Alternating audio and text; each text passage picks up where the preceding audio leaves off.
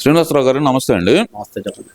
YS వివేక గారి హత్య కేసులో A2 ముద్దాయి అయినటువంటి సునీల్ యాదవ్ నా ప్రాణానికి హాని ఉంది అంటూ కడప ఎస్పీని ఆశ్రయించడం అసలు ఎలా చూడాలంటారు? ఒక వైపుని చూస్తే కనుక వైఎస్ వివేక గారి హత్య కేసులో నిందితులు కానీ సాక్షులు కానీ 6 చనిపోవడం అయితే జరిగిపోయింది.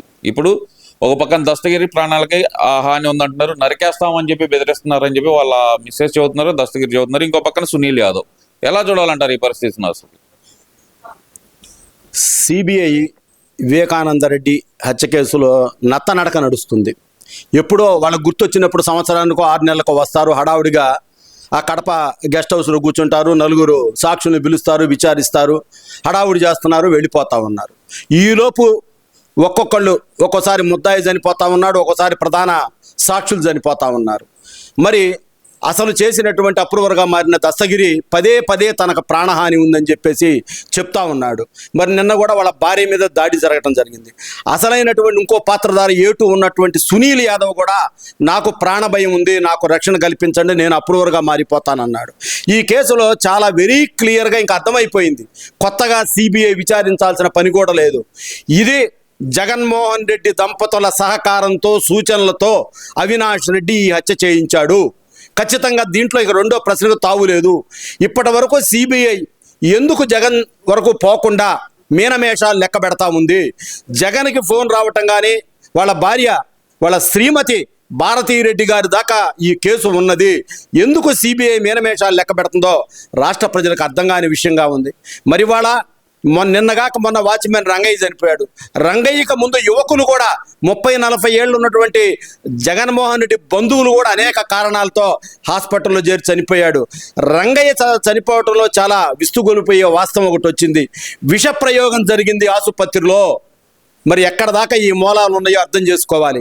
కాబట్టి దయచేసి ఇప్పటికైనా సిబిఐని భయపెట్టినంత కాలం జగన్మోహన్ రెడ్డి భయపెట్టాడు. CBI additional SP Ram Singh మీద కేసు పెట్టారు. ఆ కేసు తప్పుడు కేసు అని చెప్పి నిన్న మళ్ళా నిర్ధారించి కోర్టులో ఏదో మెమో ఫైల్ చేయడం కూడా జరిగింది. ఈ విషయంలో ఇప్పటికైనా కూడా డీజీపీ గారు దీంట్లో సమగ్రంగా విచారించి ముద్దాయిల్ని ఎటువంటి పరిస్థితుల్లో కూడా కొత్త ముద్దాయిల్ని ఫిక్స్ చేయాలి. అలానే ఉన్న సాక్షులకి రక్షణ కల్పించాలి. లేని పక్షంలో వాళ్ళు కూడా శవాలుగా మారిపోయే ప్రమాదం ఉందని తెలియజేస్తా ఉన్నా.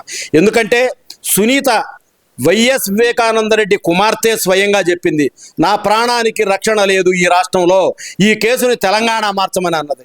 అంటే రాష్ట్రంలో గతంలో పరిస్థితులు ఎలా ఉన్నాయి, ఈరోజు జగన్మోహన్ రెడ్డి నోటోరియస్ క్రిమినల్ ఈ ముఠా ఈ గ్యాంగ్ ఏ విధంగా హత్యలకు పాల్పడుతున్నారో భయపడి సునీత సైతం కూడా అడిగిందంటే నిజంగా జగన్మోహన్ రెడ్డి సిగ్గుతో చచ్చిపోవాలి. నిజంగా సొంత చెల్లెలు ఓ పక్క షర్మిలారెడ్డి గారు చెప్తా ఉన్నారు, జగన్మోహన్ రెడ్డిని అరెస్ట్ చేయండి, వాస్తవాలు రాబట్టండి అని చెప్తా ఉన్నారు. ఓ పక్క చూస్తే ఈమె సునీత గారు ఆగ్రహం వ్యక్తం చేస్తూ ఉంది, నా కేసు ఎందుకు ముందుకు జరగటం లేదు అని చెప్పి. ఇన్ని సంవత్సరాలు అవుతుంది జగన్మోహన్ రెడ్డికి, వాళ్ళ 12 సంవత్సరాలు ఆర్థిక నేరాల కేసులో జైలుకి వెళ్ళొచ్చి ఒక్క ఇంచు కూడా కదల్లా. సుప్రీంకోర్టు తీర్పులు అనేకం ఉన్నాయి. ఏమని ప్రజాప్రతినిధుల మీద ఉన్నటువంటి కేసులు త్వరితగతిన విచారణ జరిపి స్పెషల్ కోర్టు ఏర్పాటు చేసి వాళ్ళని శిక్షించాలి అని చెప్పి. మరి వాళ్ళ ప్రజలందరూ అనుకుంటా ఉన్నారు, నేరాలు ఉన్నోళ్ళు డబ్బులున్నోళ్ళు రాజకీయ నాయకులు చేస్తే ఒక రకం, మనబోటోళ్ళు అవసరాలార్థం లేదంటే తప్పనిసరి అయ్యి ఆత్మరక్షణ కోసం మనం ఏమన్నా నేరం చేస్తేనేమో బెయిల్ రాకుండా జైల్లో మగ్గాల్సిన పరిస్థితి ఏర్పడుతుంది. ఓ పక్క వైఎస్ ఫ్యామిలీ ఏమో హత్యల మీద హత్యలు, ఆర్థిక నేరాలకు పాల్పడితే మాత్రం వాళ్ళు 11 ఏళ్ల బట్టి కోర్టుకు పోకుండా కోర్టును తప్పించి బయట తిరుగుతూ ఉన్నారంటే ఈ ప్రజాస్వామ్యం మీద, ఈ న్యాయ వ్యవస్థ మీద ప్రజలకి ఎలా నమ్మకం ఉంటుందని చెప్పేసి అడుగుతా ఉన్నా. అలానే నిన్న కాక మొన్న చిత్తూరు జిల్లాలో పెద్దిరెడ్డి తన కుమారుడు మిథున్ రెడ్డి కలిసి తెలుగుదేశం పార్టీ ఏజెంట్గా కూర్చున్నాడని, తెలుగుదేశం పార్టీ గెలిచినప్పుడు సంబరాలు చేసుకున్నాడని చెప్పి నడి రోడ్డు మీద కత్తులతో నరికి చంపాడు. ఇంత దుర్మార్గం ఎక్కడ ఉన్నదా? అసలు ప్రజలందరూ ప్రశ్నిస్తూ ఉన్నారు, ఏంటి వైకాపా అల్లరి మోకలు, ఏమిటి గూండాయిజం? ఇప్పటికైనా పోలీసులు కళ్ళు తెరవాలి. నేను ఈ సందర్భంగా డీజీపీ గారిని ఒకటే కోరుతా ఉన్నా, అయ్యా డీజీపీ గారు, మీరు ఈ రాష్ట్రంలో ఎక్కడైతే వైకాపా గూండాలు చెలరేగిపోతా ఉన్నారో, ఎక్కడైతే రౌడీ ఎలిమెంట్స్లో పాల్పడి ఉన్నారో ఆ లిస్టులన్నీ తీయండి.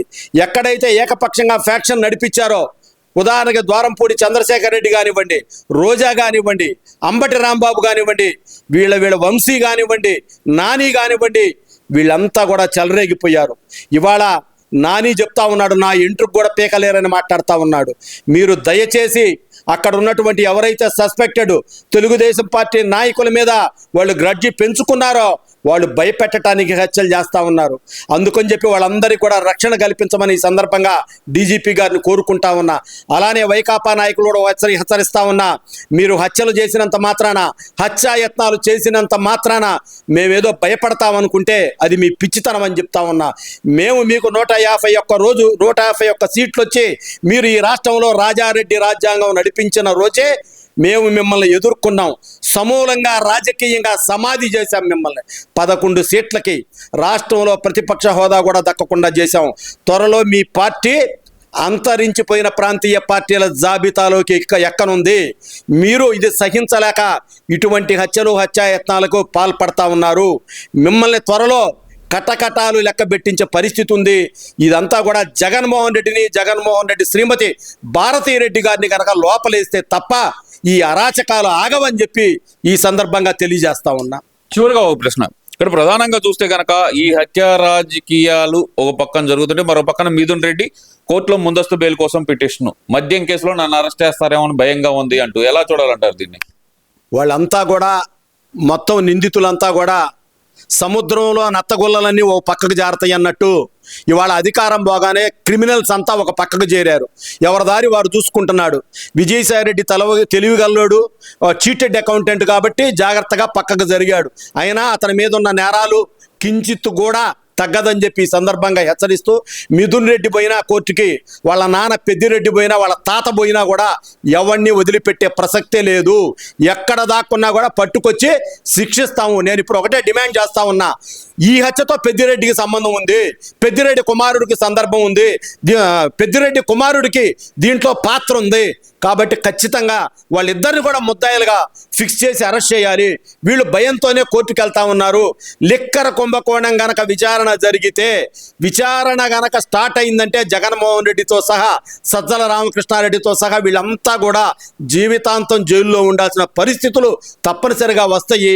రాష్ట్ర ప్రభుత్వం కూడా ఈ నేరాల మీద, లిక్కర్ మీద, మైనింగ్ మీద త్వరితగతిన కమిటీలు వేసి వీళ్ళందరినీ ఫిక్స్ చేస్తే నిజంగా వైకాపా నాయకుల్ని పెట్టడానికి జైళ్లు సరిపోవని సందర్భంగా తెలియజేస్తున్నా, హెచ్చరిస్తా ఉన్నా.